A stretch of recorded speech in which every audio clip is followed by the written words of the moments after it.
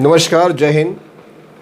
Phoenix institute of fire and security और security India इस channel के माध्यम से हम लगातार अनेक विषयों पर डिस्कशन करते हैं। आज एक विषय लेकर आपके पास फिर से हम आए हैं। वो विषय इस तरह से है कि हमारी जो मार्केट वैल्यू है उसे हम कैसे समझें। ये जो कंसेप्ट है मार्केट वैल्यू, अक्सर मैं जब मेरे पास स्टूडेंट्स या मेरे पास जो कैंडिडेट इंटरव्यू के लिए हमारे पास आते हैं तो मैं अलग तरीके से उनसे बात करता हूँ। उनसे पूछता कि भाई ठीक है, क्या आपको पता है आपकी मार्केट वैल्यू कितनी है? क्योंकि वो कहते हैं कि सर मेरी तनख्वाह मुझे 20,000 चाहिए, 25,000 चाहिए या 1,00,000 रुपये चाहिए। तो मैं अलग तरीके से, तो टेक्निकली भाषा में उनसे मैं बात करता हूँ। कहते हैं भाई ठीक है, अगर आपकी अपेक्षा इतने पेमेंट की है, इतने तनख्वाह की, तो मुझे बताइए कि मार्केट में आपकी वैल्यू कितनी है। तो बहुत बार विद्यार्थी क्या हो जाते, संभ्रम में आ जाते कि ये मार्केट वैल्यू क्या है। तो कुछ विद्यार्थी को मुझे फिर एक्सप्लेन करना पड़ता है कि मार्केट वैल्यू ये चीज़ होती है, तब जाके आप जो है डिसाइड कर सकते हो कि आपकी सैलरी आपको कितनी मिल सकती है मार्केट के हिसाब। मैं फिर कैंडिडेट से बात करता हूँ कि ठीक है, चलो भाई ये आपकी अपेक्षा ये है कि आपको 50,000 रुपये इनकम सैलरी चाहिए, तो बताइए अभी आपकी मार्केट वैल्यू कितनी है। तो संभ्रम में आ जाता है कि ये तो सर मुझे पता नहीं कि मार्केट वैल्यू क्या है। तो आपकी जानकारी के लिए बता दूं कि मार्केट वैल्यू, हम अपनी मार्केट वैल्यू, जैसे कोई प्रोडक्ट होता है, जैसे एक कोई सैमसंग का अगर कोई मोबाइल है तो उसकी वैल्यू कितनी है मार्केट में। सपोज वो 25,000 का है या 30,000 का या 40,000 का है, तो वो 40,000 का इसलिए क्योंकि उसमें कुछ फीचर्स है, और वो 25,000 का ये है इसलिए कुछ फीचर्स है, यानी कुछ ज़्यादा फीचर्स जिसमें हो गए उसकी कीमत उतनी ज़्यादा होगी, और जितने कम फीचर्स जिसमें होंगे उसकी कीमत उतनी कम होगी। और बहुत सादा जो फ़ोन होता है, जो स्मार्ट नहीं होता है, वो आपको 1,200 रुपये में, 1,500 रुपये में मिल जाता है। क्यों? क्योंकि उसकी वैल्यू इतनी है, उसमें कुछ ज़्यादा नहीं है। तो ये एक एग्जाम्पल है आपके सामने कि जब आप मार्केट में जाते हो तो वैल्यू उस चीज़ की मिलती है जिसके अंदर गुणवत्ता है, जिसमें क्वालिटी है, जिसमें कुछ वैल्यू एडेड उसके अंदर कुछ है, तब जाके उसकी कोई कीमत बनती है। तो उसी तरह से जब हम अपना, देखिए मैं अपने आप को भी एक प्रोडक्ट समझता हूँ, हम भी एक प्रोडक्ट हैं, क्योंकि हम कहीं से सीखते हैं, कुछ एक्सपीरियंस लेते हैं, फिर आगे वो चलन में लाते हैं, व्यवहार में लाते हैं। तो हम भी एक प्रोडक्ट है, हम बनते हैं किसी के मतलब कई सालों की मेहनत के बाद हम एक मुकाम पर आ जाते हैं। तो मेरा ये कहना है कि स्टूडेंट्स को या जो हमारे जो साथी हैं उनको, कि आपकी मार्केट वैल्यू को आप कैसे काउंट करोगे। तो उसके लिए एक फार्मूला मैंने बनाया है जो मैं आपसे शेयर करना चाहता हूँ। वो फार्मूला है ई और के, यानी 3 टाइम E3 और के। ये E3 और के को आप समझ लीजिए, ई और एक के, ये 4 वर्ड्स है। इस 4 वर्ड्स में एक फार्मूला है जिसे आप समझने की कोशिश कीजिए। ये फार्मूला बेसिकली है क्या, ठीक है। फर्स्ट ई का मतलब होता है कि आपका एजुकेशन, यानी आपकी वैल्यू कितनी है।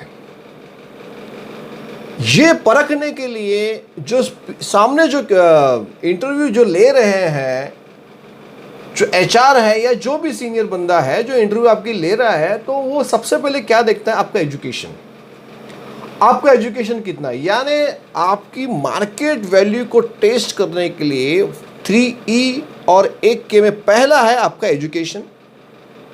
आपने ग्रेजुएशन किया है, आपने मास्टर डिग्री ली है, आपकी एमफिल है या पीएचडी है, या पोस्ट ग्रेजुएशन आपने किया है, आपने लॉ किया है, स्पेशल उसमें अगर आपने लॉ किया है, एमबीए किया है, एमएलडब्ल्यूएफ किया है। तो ये सारी चीज़ें जो है एजुकेशन के बॉक्स में आती है। इससे पता चलता है कि चलो आपका स्टैंडर्ड ये है। अब दूसरा आते हैं, दूसरा जो ई है वो है आपका एक्सपीरियंस। आपने टोटल कितने साल मार्केट में काम किया है, आपका एक्सपीरियंस का है। आपने कौन से जगह पे काम किया है, वो एस्टेब्लिशमेंट जो है, वो यूनिट्स जो है वो कैसे हैं, उनका प्रोफाइलिंग कैसा है, उस कंपनी का टर्नओवर कैसा है, उस कंपनी का माहौल कैसा है। ये चीज़ें जो है वो एक्सपीरियंस में काउंट होती है। ये सेकंड बॉक्स है। थर्ड जो है वो है आपका, कहते हैं कि वर्क नॉलेज। आपका वर्क नॉलेज वो बहुत मायने रखता है। अब आप कहेंगे कि वर्क एक्सपीरियंस या एक्सपीरियंस और वर्क नॉलेज ये तो सिमिलर सिमिलर लग रही है। नहीं, एक्सपीरियंस जो होता है ये इट डजंट मीन्स कि अगर आपका किसी कंपनी में या इस इंडस्ट्री में अगर 15 साल का एक्सपीरियंस है, इट डजंट मीन्स कि 15 साल का एक्सपीरियंस है इसका मतलब ये समझ लिया जाए कि आपको बहुत ज़्यादा नॉलेज है। मैं आपको कहीं ऐसे लोग बता सकता हूं जिन्होंने 20-20 साल 25-25 साल काम किए हैं, लेकिन वर्क एक्सपीरियंस 25 साल का है, लेकिन जब नॉलेज की बात आती है, यानी जब उनके कहते हैं ना कि नॉलेज एक्चुअली उसने काम कितना किया है धरती पर धरातल पर, तो पता चलता है कि नहीं, उसके एक्सपीरियंस के हिसाब से उसको नॉलेज जस्टिफाई नहीं हो रहा है। तात्पर्य है कि हम कैंडिडेट को जब सिलेक्शन करते हैं तो हम ये देखते हैं कि उसका एजुकेशन, उसका वर्क एक्सपीरियंस और उसका वर्क नॉलेज, ये चीज़ें हम लोग देखते हैं। और इसके साथ में जो चौथी चीज़ है वो है आपने एक्सपेरिमेंट कितने किए हैं। एक्सपेरिमेंट वो बहुत इंपॉर्टेंट है। एक्सपेरिमेंट आपने किए, यानी हम लोगों ने अभी जो 3 ई देखे हैं और एक के देखा है। ई में एक तो आपका हो गया एजुकेशन, एक्सपीरियंस, नॉलेज और आपका जो है एक्सपेरिमेंट। जो एक्सपेरिमेंट जो है ये बहुत डिपेंड करता है कि आपने जो कुछ आपने सीखा उसको आपने इंप्लीमेंट में लाते समय कोई एग्जाम्पल सेट किया लाइफ में, कुछ ऐसा किया है जो डिफरेंशिएट था औरों से, दैट इज व्हाट एक्सपेरिमेंट। तो ई के 3 ई और के जो मैं आपको बता रहा हूं, जो आपकी मार्केट वैल्यू जो है, पहला घटक है एजुकेशन। आपका एजुकेशन अच्छा है, आपको अच्छी पोजीशन मिल सकती है। आपका वर्क एक्सपीरियंस अच्छा है, आपको अच्छी पोजीशन मिल सकती है। आपका वर्क का नॉलेज अच्छा है, आपको अच्छी पोजीशन मिल सकती है। और चौथा है आपने एक्सपेरिमेंट कितने किए आपकी लाइफ में। ये एक्सपेरिमेंट अगर आपके अच्छे हैं तो डेफिनेटली जो है इसका आपको बेनिफिट मिलता है।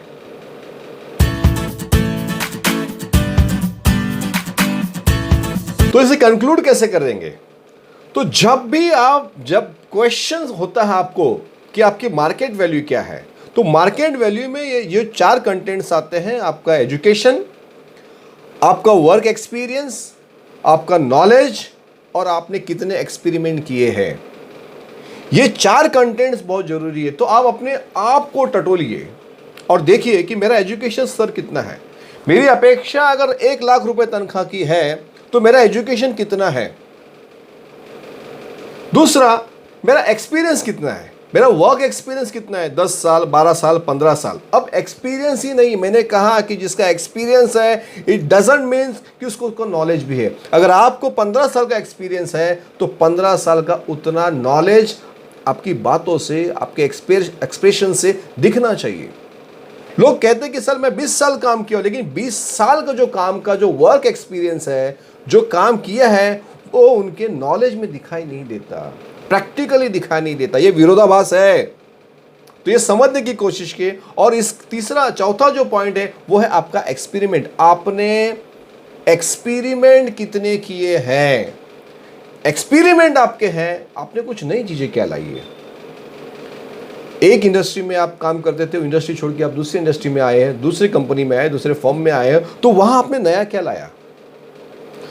वही पुराना लेकर आए हो, वही ढोकर आप लेकर आए हो। इसका मतलब यह है कि आपका वर्क एक्सपीरियंस और आपका नॉलेज और आपके एक्सपेरिमेंट ये सारे पुराने हैं। और मैं हमेशा कहता हूं कि मार्केट में टिके रहना है, ये स्पर्धा का युग है, ये कॉम्पिटिटिव युग है, और इस युग में रहना है तो एक्सपेरिमेंट नए होगे। एक्सपेरिमेंट तब नए होगे जब आप कुछ इनोवेशन लाओगे, कुछ नया लाओगे।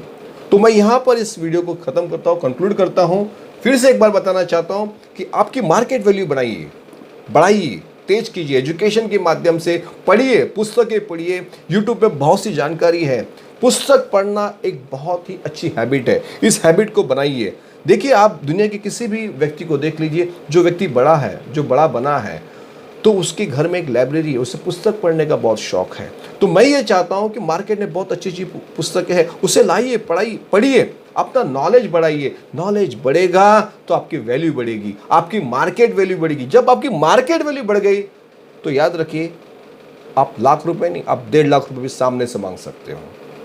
तो मैं इस माध्यम से फिर से कहना चाहूँगा कि आप आपकी मार्केट वैल्यू को बढ़ाइए। मार्केट वैल्यू के लिए ये 4 कंटेंट्स बहुत ज़रूरी है। और मेरा दावा है, मैं मतलब पूरे विश्वास के साथ कहता हूँ कि इसे आपने गौर किया तो आप निश्चित ही आगे बढ़ सकते हो। Thank you. जय हिंद।